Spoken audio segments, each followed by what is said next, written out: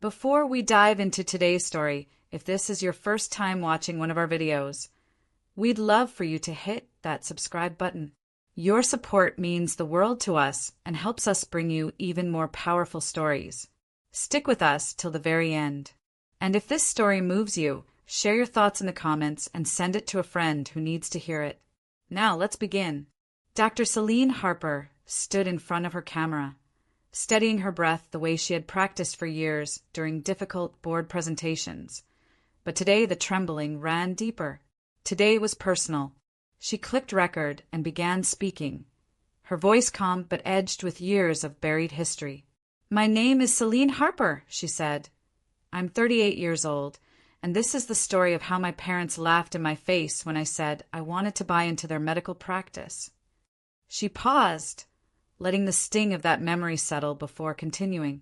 "What they didn't know," she added with a faint, knowing smile, "was that I was already the chief medical officer of Halcyon Metropolitan Health, and the system was in the process of acquiring their clinic."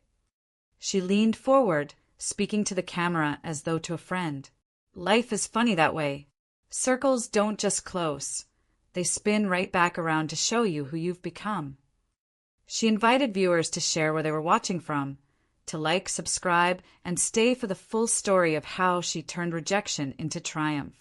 As she spoke, a quiet ache pressed against her ribs, pulling her backward into memories of her childhood, the Harper household where success was mandatory, vulnerability was a flaw, and every conversation felt like an exam. Her parents, Dr. Arlo Harper and Dr. Nadine Harper, were local legends. He was a celebrated internist with a waiting list booked months ahead. She was a renowned obstetrician who delivered half the babies in their city. In their world, excellence was air, pressure was water, and Celine grew up drowning in both, long before she learned how to swim in her own direction. Growing up in the Harper family meant waking each morning beneath the shadow of 3 generations of medical prestige. Celine's earliest memories were not of cartoons or playgrounds, but of laminated anatomy charts pinned neatly above her desk and shelves lined with outdated medical textbooks her father insisted she grow into. While other children received dollhouses and roller skates, Celine received toy scalpels, plastic skeletons, and junior lab coats monogrammed with future Harper MD. At family dinners, always formal, always rigid, her father would dissect complicated cases as if he were presenting to a board rather than speaking to his daughter. Her mother would break down surgical techniques with the ease of someone born holding a scalpel. And Celine, seated perfectly upright, would force herself to offer observations that might earn a rare nod of approval. "Medicine is in your blood, Celine," her father said almost weakly. "Harper physicians do not choose medicine. Medicine chooses them." Her older brother, Victor, embodied everything they admired: quick-witted, charming, effortlessly brilliant. Even during high school volunteer days at the clinic, he navigated patient rooms with a confidence Celine never felt. "Victor understands what it means to be a Harper," their mother often said, sometimes with a gentle pat on his shoulder, sometimes with a pointed glance at Celine. She heard every implication. "You do not." Still, Celine tried. She spent summers working at their family clinic, Harper Legacy Associates, answering phones, filing charts, hoping her dedication would be enough. But beneath the surface of her diligence, a quiet truth pulsed. She loved medicine, but she didn't love the version her family insisted upon. She wanted something broader, deeper, something that lived behind the scenes rather than in a white coat. That truth began to crystallize during her senior year of high school, the day she shadowed a hospital administrator for a career assignment. Watching the administrator coordinate departments, manage crises, and shape patient experiences at scale opened a part of Celine she didn't know existed. Here, she saw the invisible architecture of healthcare, systems that could uplift entire communities or fail them completely. She returned home, buzzing with excitement, eager to share what she had discovered. But when she attempted to talk about administration at dinner, her father waved it off as corporate nonsense, while her mother asked, "Why would you settle for being behind the scenes?" Celine swallowed her disappointment and followed the plan laid out for her. Apply to pre-med programs, enroll in her father's alma mater, pretend her dream matched theirs. But by her junior year of college, while drowning in organic chemistry and pulling all-nighters for MCAT prep, the truth became impossible to ignore. She didn't want to be a clinician. She wanted to lead the systems clinicians worked within. One spring break, she finally gathered the courage to tell her parents. She remembered the moment vividly, her father setting down his fork, his jaw tightening, her mother's eyes narrowing as though Celine had confessed a crime. "That is not medicine," her father said flatly. "That is paperwork." Celine tried to explain the value of healthcare leadership, but he slammed his hand on the table. "You want the easy way out." Her mother added, "We did not raise a secretary." Their disappointment was swift, cold, and cutting. When Celine refused to back down, her parents told her she was on her own. Tuition, expenses, all of it. She returned to campus the next morning heartbroken, but resolute. She would build her future, even if she had to do it alone. From that moment on, Celine's life became a marathon of survival and determination. Her parents cut off every form of financial support, forcing her to scramble for loans, scholarships, and work-study jobs. She worked late nights in the campus library, early mornings in the dining hall, and weekends as a student assistant in the registrar's office, often collapsing into bed exhausted yet strangely empowered. Her world shrank. No more dinners out with friends, no more trips home for holidays, no more illusions that her family would eventually understand. Victor sent a few lukewarm messages at first, offering thoughts and good luck, but ultimately stood with their parents. Celine stopped expecting anything different, switching her major to healthcare administration and adding a business program ignited a fire inside her. Her grades soared, her confidence sharpened, and her name began to circulate among professors who recognized her rare blend of clinical insight and administrative instinct. When Dr. Leona Ramsey, a visiting lecturer with a national reputation, pulled her aside after class and said, "You see both the people and the system. They need leaders who think like you," Celine felt something she hadn't felt in years. Validated. Under Dr. Ramsey's mentorship, she secured a coveted internship at Crescent General Hospital. There, for the first time, her ideas weren't dismissed, they were welcomed. Still, graduation arrived without a single family member in the audience. She accepted her diploma alone, her hands trembling not with sadness, but with a fierce, quiet pride. She had survived what was meant to break her, and she was only getting started. With Dr. Ramsey's guidance, Celine earned a place in a prestigious dual master's program, one in healthcare administration, the other in business management. It was grueling, expensive, and transformative. To afford it, she worked as a graduate assistant, took out more loans than she wanted to think about, and committed herself fully to the dream her parents had tried to bury. Professors quickly learned her name. Administrators began requesting her for special projects. By graduation, she had multiple job offers waiting, though none came with applause from home. Following Dr. Ramsey's advice, she accepted a competitive administrative fellowship at Halcyon Metropolitan Health, a major teaching hospital known for shaping future healthcare executives. The 2-year fellowship pushed her harder than anything before. She rotated through surgery scheduling, emergency management, finance, outpatient operations, patient safety, and quality improvement. She spent nights poring over spreadsheets, days in back-to-back meetings, and weekends shadowing department heads. Her final project, a redesign of outpatient scheduling, reduced no-show rates by 30% and boosted annual revenue by $3.9 million. "You have a rare ability," the chief operating officer told her. "You can see both the forest and the trees." When the fellowship ended, they offered her the position of Director of Outpatient Services, an unusually senior role for someone so young. Celine accepted with gratitude and quiet determination. For the first time, she felt she had stepped into the life she was truly meant to live. Little did she know, this was only the opening chapter of a much greater rise. Celine's rise within Halcyon was fast enough to attract whispers. Some said she was too young. Others said she was too ambitious. But she silenced all doubts the way she always had, through results. Within 3 years as Director of Outpatient Services, she built programs that improved patient access, streamlined workflows, and saved millions in operating costs. Even physicians who had initially resisted her authority began seeking her guidance, impressed by her ability to respect clinical judgment while pushing for operational excellence. At 31, she was promoted to Associate Chief Operating Officer. At 33, she became the youngest Chief Operating Officer in Halcyon's history. Outside of work, her closest confidant was Donovan Price, Halcyon's lead legal counsel, a brilliant, steady man with a quiet sense of humor. Their friendship grew from long strategy meetings, late-night policy reviews, and countless cups of coffee. "You ever going to tell your parents what you actually do?" Donovan asked one night as they wrapped up a meeting. Celine smirked faintly. "Tell them I run half the hospital? They'd accuse me of lying." Donovan leaned back, studying her. "They'd accuse you because they don't know you anymore."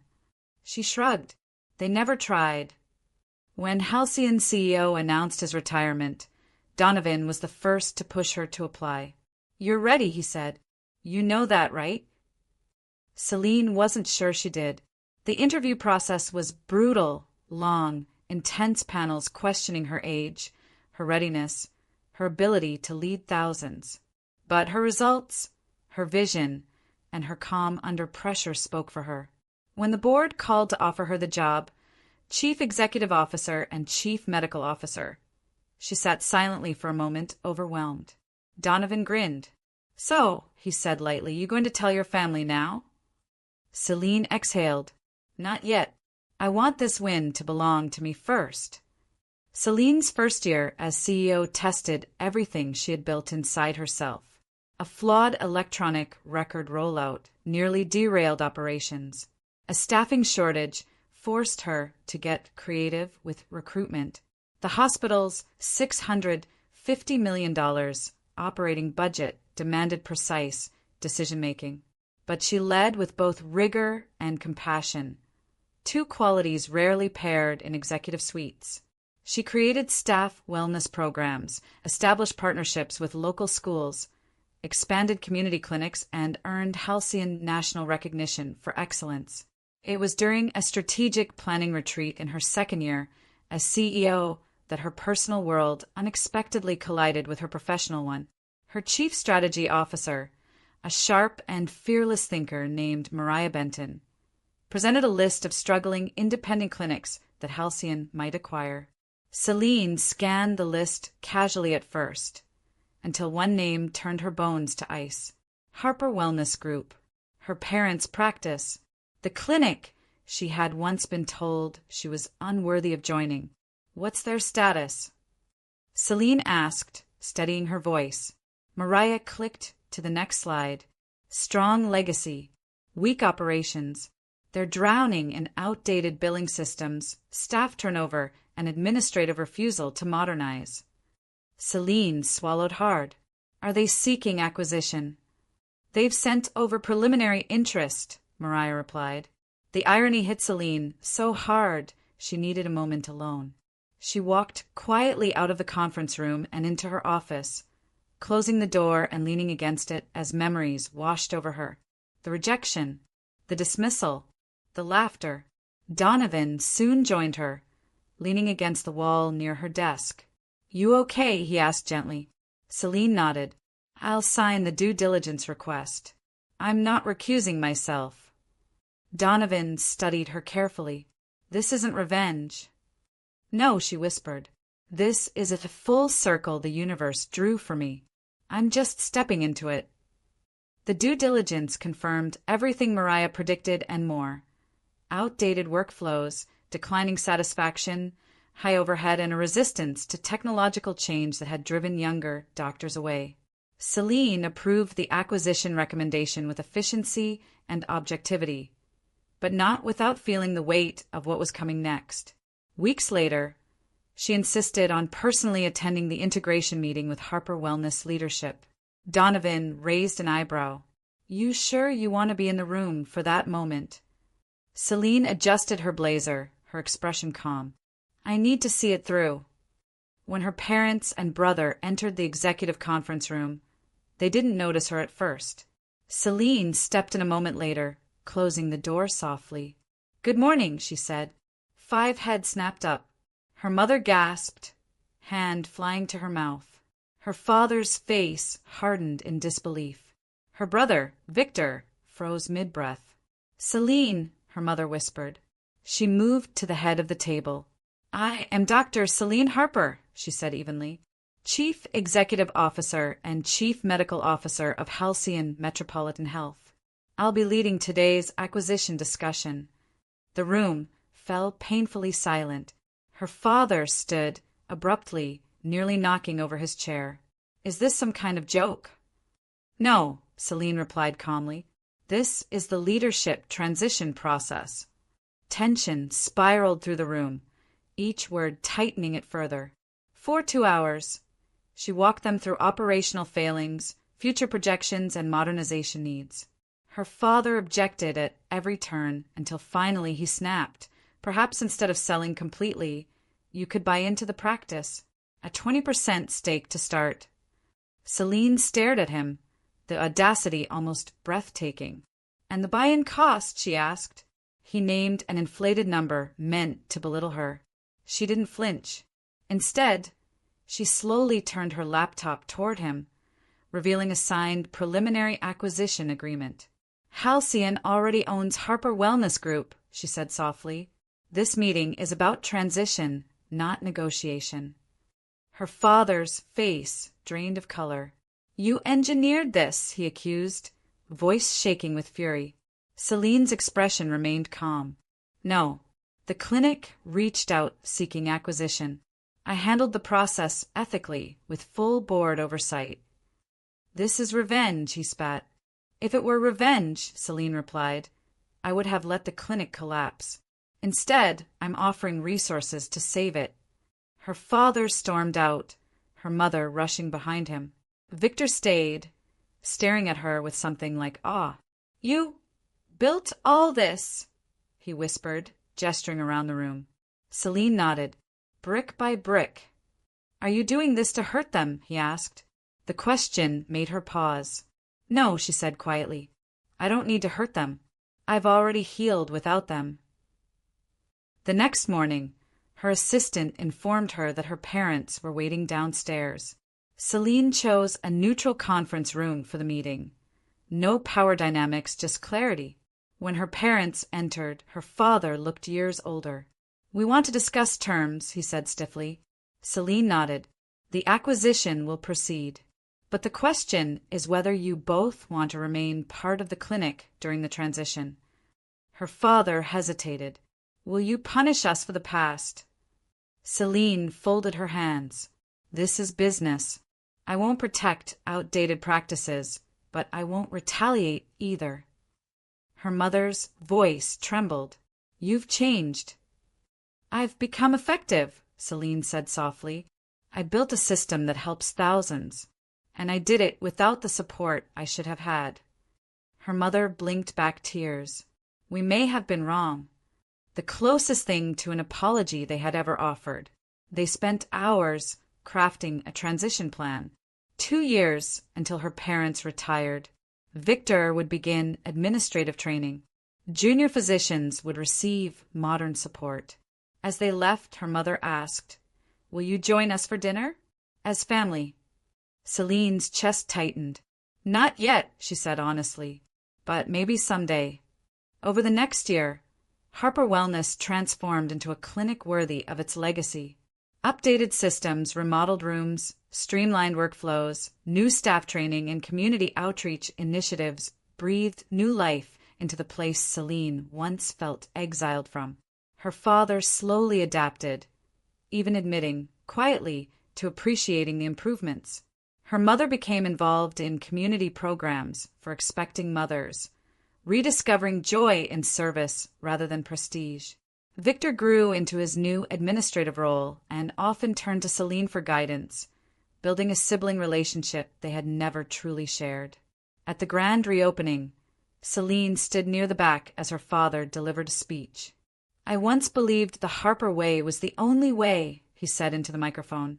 "I failed to see that the Harper way could evolve, and that evolution came through our daughter, Dr. Celine Harper." He glanced at her, his eyes full of something she had spent her whole life waiting for: respect. Her mother approached afterward, handing her a glass of champagne. "You became exactly what this clinic needed," she said softly. "We were just too stubborn to see it." Later, as Celine walked through her father's former private office, Victor joined her. "You went from being told you couldn't even buy into this place," he said with a half smile, "to overseeing the entire transition." Celine laughed gently. "That was never the goal." "Then what was?" he asked. She looked around the clinic, modern, warm, thriving. "To build something meaningful," she answered. "Something bigger than old wounds."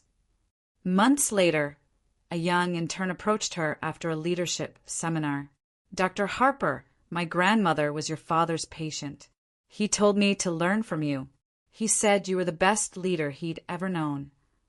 For Celine, that moment eclipsed every rejection, every lonely holiday, every painful silence. Healing hadn't erased the past. It had redefined it. And in choosing her own path, her own legacy, Celine Harper finally freed herself from the weight of living for anyone's approval but her own. Like and subscribe to my channel for more contents like this, and let us know where you are watching from under the comment section.